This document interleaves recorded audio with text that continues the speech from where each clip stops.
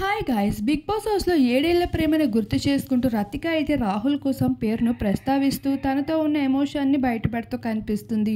మరొక వైపు ప్రిన్స్ పల్లవి ప్రశాంత్ కోసం కూడా లవ్ ట్రాక్ని నడపడం మనందరం చూస్తూ వచ్చాం. ఇక ఇదంతా చూస్తూ వచ్చేసిన బయటనున్న సింగర్ రాహుల్ అయితే రియాక్ట్ అవ్వకుండా ఉండలేకపోయాడు రతికపై.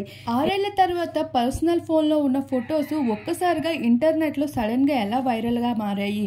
ఇదంతా ప్రీ ప్లాన్డ్గా లీక్ చేసుకుంటూ వచ్చారు బిగ్ బాస్ హౌస్ లోపలికి వెళ్లే ముందు. అసలు ఒక క్వశ్చన్ చేసే ముందు ఆన్సర్ కూడా వెతుక్కుంటే బాగుంటుంది.